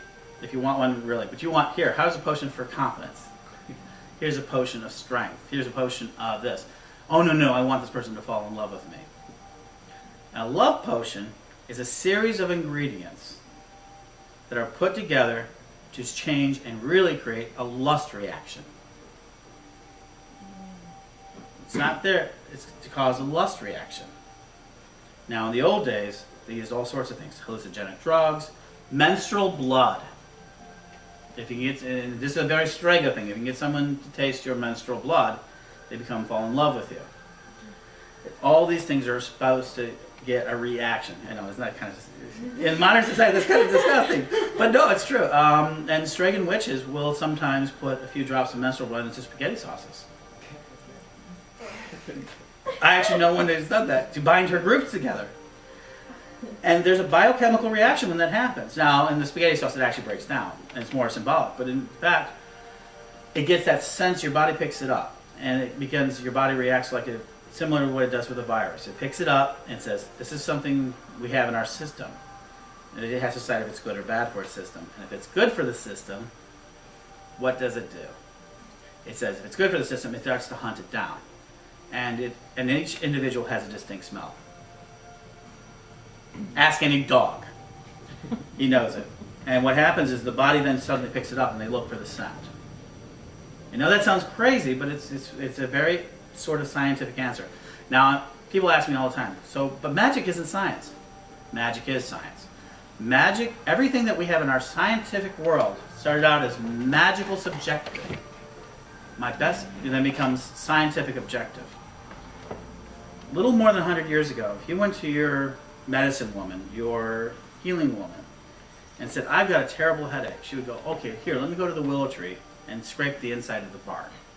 Grind it down, and let me give you a pill of it, or give you a little bit of, put this in the water or your tea, and this should get rid of your headache. And the doctors went, that's ridiculous. What could possibly be doing that? A lot of people were upset about it.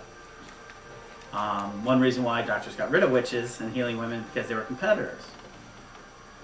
Now we take that we take it every day. Aspirin, natural form of aspirin, is inside of willow bark. The inside of the willow bark is natural aspirin. So scientists then found it, distilled it, and give it to us now for all sorts of things. Headaches, help us with our heart, and that sort of thing. But it began as this sort of idea. And so we learned all these sort of things. So love is really about that sort of finding reaction. So when you hear about a love spell, it's really about getting a lust reaction, which forms you to say, I want this person, and then a bonding, and getting them to bond to you. And one of the things about a love spell, and that Russell used to say, says, well, once you start a love spell, you may not be able to do this. And he talks about one person who went crazy because they put a love spell on somebody and they wouldn't leave him alone. The person turned into a stalker. Think about it, because what happens is there's a bond that forms. Now, if you're okay with that, and there's lots of lesser ones that you can do so. There's a lot of lesser forms of that, different. It doesn't always happen, but it becomes that they become in love with you. And that sort of thing. And it's forced will. The other thing they say, if you want something more general, the universe is intelligent. One of the best ways of casting a love spell for yourself is to ask the universe to find you somebody. Now, is this magic or psychology? I'll explain. One of the things we do is we take a candle. Pink for romantic love, red for passionate love, and really red, well, we'll leave that to your imaginations. And you dress the candle. What I mean is that you move the candle, you take oil, and you basically take it and rub it on the outside of the candle. Clockwise for positive things, counterclockwise for negative things. Now, if you're in Australia, you do it the other way around. No, and actually they do. Actually, it's one of those things. But basically, if you see, and remember, you're allowed to write your own spells. It's the symbols that work for you, culturally, societally. If you think that, the other, and we have been taught left-hand path is dark. Right-hand path is good. And this is where our mindset is. If your mindset's different than that, go ahead and use what works for you. But you have to realize you have a lot of assumptions underneath there. So we tend to tell them clockwise. That's why we tell them to do so. You take that and you put the candle into some sort of holder. And you get ready for it. And then you get some incense. Rose incense is used, very popular. And you begin to burn the incense. Rose is the most common one for it because, again, it's a very strong scent. And why scent is important to all of this is that scent is the most powerful memory enhancement and draw out that we have. You will remember a smell before you will remember a vision. If you see something, you might not remember it. But if you smell something, believe it or not, it brings more memory to the surface than anything else. It's just one of those little scientific things they're finding out. So you're trying to get the universe to listen to you. You're trying to get your own mind to listen to you. And you light the rose incense, and you get the candle, you light it, and you says, if you want to make it more of a form of prayer, you can say, dear God, dear Goddess, dear whatever. Or you can say, I will find love. Let love find me. I will be open to love. Love, love, love. Love, love, love. Love, love, love. And you just can't keep repeating the word. I will bring love to me. I will be open to love. I will be open to love. And you burn the candle. You meditate it. And even if you say nothing more than, I will bring love to me. I am open to love. I am open to love. Allow the candle to burn down. Allow that energy to form. Imagine that energy coming inside you, the scent coming inside you, filling you up. Feel it filling your lungs and your heart, your body. Imagine it going down to the ground and reaching out through your hands. Imagine that you can feel this sort of energy moving through you. Imagine that it's coming out through your fingers to the top of your head. burns down, the incense, you just do it and you just go through your life. And then accept things that are happening. The number one thing that happens after people cast spells is they don't believe it can work. So you go down the street, suddenly you go to your job the next day and somebody bumps into you on the train and they go, I'm sorry. And they start a conversation with you. And you go, ooh, okay. And you go like that, but you tend to ignore that. That may have been the person that was for you. And I'm always, and we live in a very fearful society, don't we? We're always afraid of things that are happening. We're always afraid of the other people. So it's harder. But then suddenly, you meet somebody and you hit off, and you don't remember that you casted the spell, but you opened yourself up to it. It's like saying, I want to win the lottery, and then not buying a lottery ticket. Or worse, buying a lottery ticket and never checking it if it won. Believe it or not, there are lotteries in America where somebody's bought a ticket. They just had one roll over in Illinois about a year ago. It was a $7 million lottery. Somebody won it. And you have 1 year to claim it. And when they don't claim it, they put it back in the lottery pool. Can you imagine if you bought a lottery ticket for $7 million and never checked it? And all of a sudden, you didn't check it for whatever reason, you lost it or didn't check it, and all of a sudden, you go back and find out that this lottery ticket just spoiled? Be pretty upset, wouldn't you? But people do that with love all the time. Okay. People do this with, all the time. They go out and say, oh yeah, I'm open to it, and then kind of push it away. So, when you cast a spell, you need to be open to it. Now, lust. Lust is a different story. Lust is a power that women and men wield. And the better you can wield lust, the more you can have in your life. Lust is the passion that drives everything. Lust of money, lust. I'm not necessarily saying lust is a good thing. I'm just saying it is a thing. Lust for a car. Lust for objects. Lust for gold. You hear it all the time. In fact, our society preys upon our emotions of lust. And they call it love. eHarmony is the best example of selling lust in the name of love.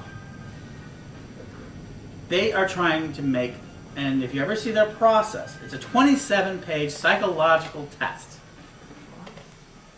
And they're trying to match you up. And what they're hoping happens, and if you ever look at their commercials, you'll see this to be true. People who get married on eHarmony usually do so within a year of meeting each other. Lust is not sustainable over the long term. Lust is an immediate, strong, passionate energy. It comes on quick, it stays there for a little while, and then it fades. But if you have that, you can begin to build something else. Love, after the lust is gone, remains. Love is the emotion underneath it that says, I cannot imagine what my world would be like without this person. And if you've transferred it to an object, without that car, or with other things, it doesn't necessarily be. But in human being terms, I cannot imagine being without the person. Okay, that makes perfect sense to all of you. But lust is the driver to get you in that relationship. Most of the time. And that's what people are selling to you. You gotta remember, people are trying to get into your mind all the time. All the time. They're trying to eat into your mind. Commercials. Do you know why they show so many commercials so often? There's a 20-time rule. If you don't see something 20 times, you don't remember it. You shut it out. And now it's getting worse. So they want to make sure every time you turn around that you see a commercial. And they need to trigger it into your emotion because intellectually you know you don't need that caramel mocha latte at Starbucks. Your body doesn't really care too much if it's house coffee or that caramel mocha latte, except it loves the sugar. No, really, it lusts for the sugar. We say we love it, but we really lust for it. Right? But deep down, there isn't that much difference between a house coffee with cream and sugar and this other thing other than the way it's prepared. The way it's prepared makes you more lustful. Okay? You want it. And every day you live with this sort of desire. What's the difference between a Lexus and a Honda? Operationally, what's the difference? They both will take you wherever you want to go. But if you're in the back of a Lexus, you're going to want to have, you're better than everybody. But yet, it doesn't really do anything else more for you than, say, a tricycle with a motor. If you had a tricycle with a motor, you could do the same thing that you do with a fancy car. Motorcycles are another example. You hear about these sort of, this sort of thing. Because ultimately, these are symbols. So love and lust are about symbols as well. Can you hear about it? You hear the joke about men compensating for cars. Cars pick up women. Well, and the reason they say that is because if you show your big fancy car, that means you've got money. If you got money, you have security. If you have security, then they can afford you. You can live in a certain type of luxury. Now, these are all these messages we're getting across. And all these messages are being rammed into you every day. Everywhere you turn around, there's advertising. There's advertising in this room. Right now, you're seeing advertising. There's Hill's Brother Coffee over there with the nice big symbols and a red can. Because they want you to know that you're passionate. There's, these posters. Some of them aren't, some of them aren't, they're kind of symbolic to show us it. Not so much advertising in here. That's good. But everywhere you go, there's going to be advertising, and that is trying to get into your base emotions. So if you can control those types of thoughts in your head, then you can get better things. You can have more will. You can have what you want. Love in a magical world is about giving yourself so strongly to an idea, to a person, that you live with them, and then and forming a sort of what they call a magical partnership. My beloved is here, and unfortunately she's not feeling a little bit under the weather, but my beloved is here at the other end. And it was quite unexpected. This is not a relationship that we either one of us anticipated being in. In fact, we had a very exceptionally good platonic relationship for years. So there's not a lot of lust, there was not a lot of lust and everything else, and all of a sudden, just one day, it hit, and we've been together ever since. And that's about 2 years now. And what happened was, and for me, to talk about this, is that she did one thing in my life that was there. She called me on, she was the only person in my life that called me on my negative traits, let's call it. Tell me when I was bullshitting. You're bullshitting. You're full of crap. And very few people in my life will ever actually tell me that. And for me, that was something that I didn't have anyone in my life. That made me better, because I couldn't just put out a line out there. And so it made me more honest with her. That felt strong. That suddenly for me was an emotion I wanted to continue. I felt good. It felt great. And I wanted to continue that. And that's what love does. When you get into a good relationship, it makes both of you better because you've got strengths and weaknesses that match up. Working couples are like that. You hear about couples that make money working on it because they have traits that are common together. But you also hear the other term, opposites attract. Well, opposites attract in the sense that a positive and negative come together like a magnet. A negative side of a magnet cannot go to a negative side of a magnet. You learn that in science, right? You need that sort of thing. You need a positive side and a negative side. Because they're actually, opposites are not always, in the negative context, means to be so extreme that they cannot get along. In fact, sometimes you need opposites to make things work. So when you hear about opposites attract, it's about finding someone who has the traits that you don't have. If you're really strong and even aggressive, right, sometimes you don't need a partner that's equally as aggressive. In fact, you may want a partner involved with you, that isn't so aggressive. But if that person's thoughtful and thinks and says, honey, I don't think you should go yell at that person. You go, what do you mean? Think about it. Okay. Pull you back. And sort of things. But sometimes but you know, love's all sorts of crazy things, isn't it? That's why it's hard. But that's why they talk about opposites attract. Some people are very compatible. You know, they have very similar traits. That's because each of us are made up so differently. Now I'm going to ask you a quick question. Just give me just a very brief, because I don't want to put anyone who volunteers to do it, what you look for when you look for love. What is a rule of love that you have, that you're looking for? Are you looking, is it beauty? Is there inner beauty, physical beauty? How about you, sir? I'm going to pick on you, okay. No, that's fine. Creativity. You know, being able to look at things and explore, and wanting to, you know, explore different aspects of life in general. Now, is that something that you do yourself? Yes, it is. Okay, so you're looking for that compatibility. Yes. And see, and if you have that, then you can start building a better relationship, Yeah. because you share the things that you enjoy. Anyone else? How about you? I look for like a mutual sense of loneliness. Okay. And is that something that, as you said, a mutual sense of loneliness, so you're finding somebody that's also lonely. That's a really hard one. Or like a Yeah. sort of the same understanding Of how the world works, I mean? of being alone. Mm-hmm. That's a really hard one, because I'll tell you, that was a little bit harder. And I mean, I can understand what you're talking about. And what you really are saying is that somebody who can understand how you're feeling. Because you could have the sense. And that's a really loneliness is one of the hard ones, because that's what we're trying to fill with when we look for love.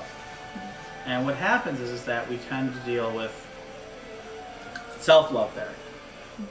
I hate, this is one of our opposites. I hate being by myself. Mary Ann there can handle it pretty well. She self-entertains. But yeah, it is that sort of sense of thing. So that's just, again, a mutual thing. And so that's kind of a mutual thing. Yeah, you look for that sort of compatibility, because you're looking for someone who has a depth of personality, a depth of understanding, and that's something we look for. Anyone else? What's you? Yes. For inner beauty. Okay, what do you mean by inner beauty? Matt? Somebody who understands they're not gonna jump on anything. They're just gonna be like, okay, I get it, I understand everything you're talking about. Someone who like me, gentle, passionate. Can I warn you about that? Sure, why not? Let me warn you about that. You gotta be very careful, because you also open yourself up to a lust reaction. Because if somebody agrees with you all the time, you're gonna feel lust for them, but you're gonna get bored with them at a time. You must have edges. You must have some sort of edge. You must have some sort of grip in there. You have to have occasional conflicts. Because you grow through conflict. Unfortunately, that's a human thing.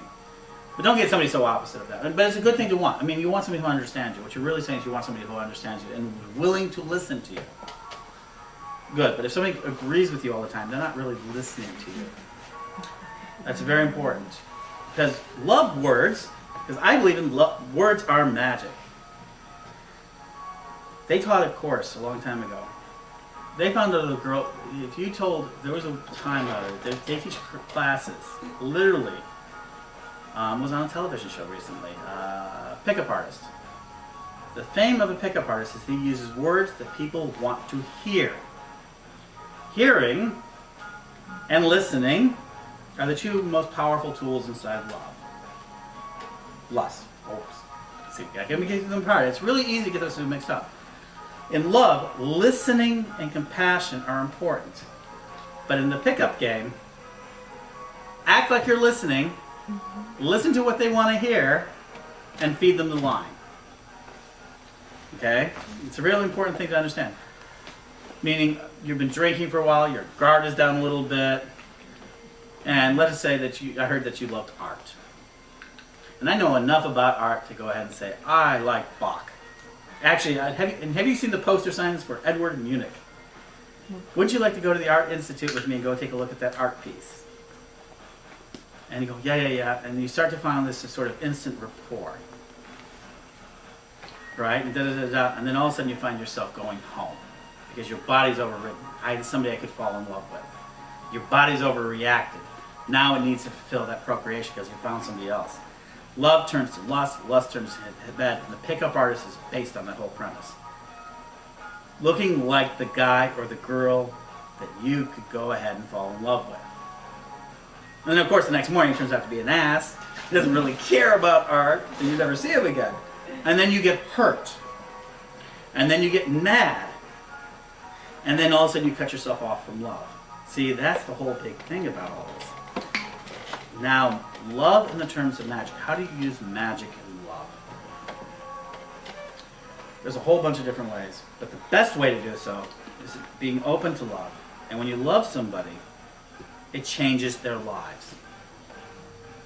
Love will change another person. You loving somebody changes their lives. It's a very powerful tool. Loving someone will change their life. Not always good, not always bad, it's just a thing. But if you love somebody and they know of it, then they have to acknowledge it. And if they don't acknowledge it, well, that's a problem. And that's when people go, well, you need to make them do it. And that's when the love potion comes out. That's when the love spell upon the person goes out. You say, universe, I want this person to notice me. And what do we do to do that? So in the witch world, we do all sorts of things. How about we use scents? Scent is old-fashioned. The problem with everybody thinks that witches just control like unseen forces. We control both unseen forces and seen forces. What they call psychological forces and subtle forces, meaning scent. Rose water, rose perfumes, Chanel No. 5 in modern society. We use these scents because these scents get into the person's things and says, I really like that scent. It triggers me some memory. You know, people joke about rubbing, there's an Arby's commercial that I love that rubs bacon. The girl carries around a sandwich of bacon. And every guy seems to go across the room because they have this positive association. So when you're looking for love, you need to find ways to bring magical energy into your life. And that's your passion, your heart singing. Then you bring in all their symbols of it. So what do you, when you sense it? Yes, I'm going to ask you. What's that? When you find what do you love in your life? If you were to suddenly see it, that you would go, oh, I love that color, or what is it? Do you have anything in particular that triggers a love response from you? Could be anything. Food? Yeah, maybe. If somebody gave you, if a guy cooks you a very good meal, Yes. that gets a love reaction, right? And you start looking at that person differently. And if that person cooks, there's another one. How many people like the color red? Red is the #1 thing, and believe it or not, it's the color of blood. It's the color of menstrual energy. It's a very primitive energy of passion. And what it is that blood and red has always been associated with blood, because those things that are dying love the best. The sweetest moment of a rose is when it begins to die. The sweetest, the World War II was the one that proved it the best. When did the baby boom begin? Right after we let off that nuclear bomb and it threatened the entirety of the human race. When men came back from war and did not want to talk about it, who wanted to bury what had happened in their hearts, they came back fiercely to love their wives, their girlfriends, and they wanted normalcy. Love, ultimately, is normalcy, safety, trigger of it, and they came and they raised the largest generation in the world, which is, I think everyone here is just below that thing, but then they, did it. And then what happened to the baby boomers? They became, did you know that the next generation right after them is one of the smallest generations proportionally in the history of the United States? It was the first generation not bigger than the generation that came before it. Up until that point, every generation was bigger than the last one, and then the baby boomers took it and threw it out the window and said, yes, we want lots of kids. Generation X is only 40 million people compared to the 85 million people for the baby boomers. because they could not form love relationships. They went off and the children, baby boomer children, were so focused on themselves in a lot of ways that they're having a hard time forming relationships. Divorces, broken families, abortions. Regardless of how you feel this way, Generation X became 40 million people. And this is one of the reasons we're having an economic crisis right now, because those people, because they don't have enough doctors. They don't have enough people to replace them. Love got broken. They didn't nurture it. Now, what happened last year? We had an economic boom. We didn't know we were about to hit a crisis. We had one of the biggest economic booms in history for a while. Last year, 4.2 million babies were born in the United States. The largest number of babies ever born in a year. Mini baby boom. They don't think there's going to be quite so many babies born next year. And what happened was people were really feeling good about themselves. And they were feeling comfortable and safe. And they went out and had babies. Only two times in our lives as a species do we have lots of babies. When we get very, very afraid and are very poor and very broke, and we need as many hands on the till you can. The small farm, third world farms, the third world countries. You don't know how many babies are going to survive. You need these sort of children to work the fields, that sort of thing. And when we feel very, very good. My life is in order. I think a baby would add to my life. Everywhere else kind of add, because we get into the sort of, maybe yes, maybe no, maybe I'll wait, maybe I won't. So when we're very wealthy, we tend to have babies, though not nearly as many babies. And when we're very poor and very afraid, we have a lot of babies, because we don't know how many are going to survive. In that time of war, the love response becomes a lot stronger. The lust responses have been worse, because we're afraid. So you have to recognize that. So love is also a reaction to fear. Sounds crazy, right? But how many times you hear, I'm afraid that I'm going to die alone. I'm going to be alone at the end of my life. So we look for love so we are not alone anymore. Loneliness. And we want children to take care of us. So these are the sort of things you have to understand. So in magic, being afraid is not acceptable. You have to conquer your fear. Making a relationship out of fear gets you into bad relationships. The abused woman and the abused man, trust me, it happens to men too. We don't talk about it because we have this macho culture. Stay in relationships because they're afraid that whatever they're going to leave, no matter how bad the relationship is, it's going to be worse if they leave it, because they'll be alone by themselves. And so they're willing to put up with almost anything. So, and then eventually at some point, a small number of those people go crazy. And they do all sorts of strange. Or worse, they let whatever happens to them happen to them. And they get themselves hurt so bad, someone else has to react. And love is about reacting, so that sort of thing. So, in magic, we use love to bind us and lust to control. Yes, lust is used as a controlling element. If you want to get a raise, you want to, you can ask for it. And you should put out ideas for it. I use raises a lot for my lessons because it's one of those things that everybody, because you have a dependence upon your job to make you money. The waitress that wants a tip, she starts mentioning a tip early. But also the waitress who tends to wear the shorter skirt or the better clothes, depending on the restaurant, tends to get better tips because they are looking like they're an object that you should be impressed with. That's a love reaction. That's a lust reaction. It's not really love so much as lust. That sort of. It's hard to explain that sometimes to people, but how often do you say? And rap culture is famous for this: to look good, have the bling on, that sort of thing.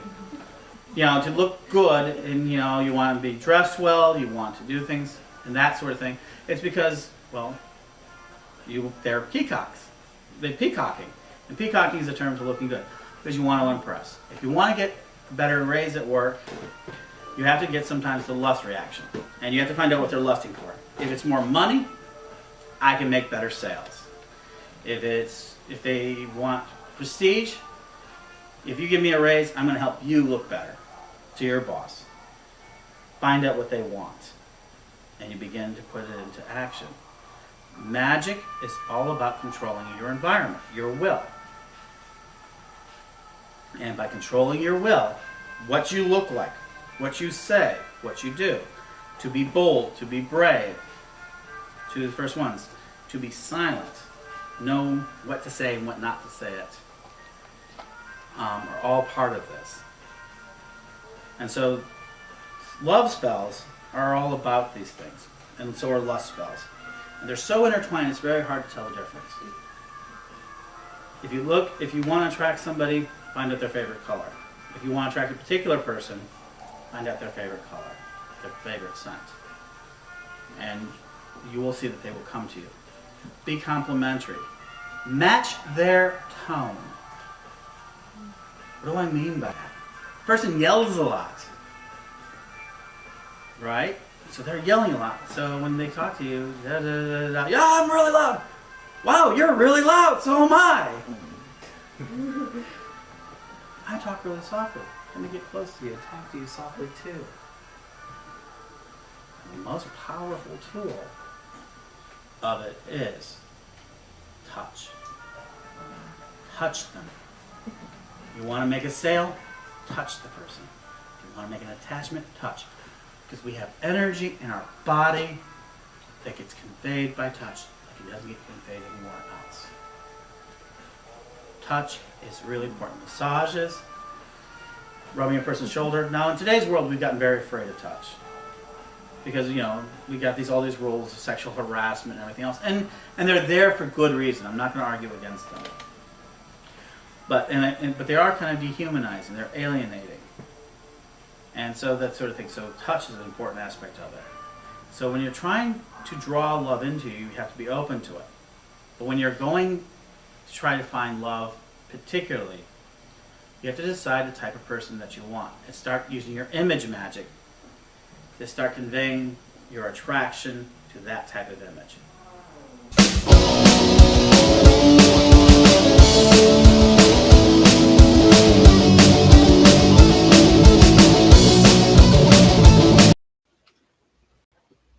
This October, the world of pagan voices comes together in one global gathering, the Pagan World Congress.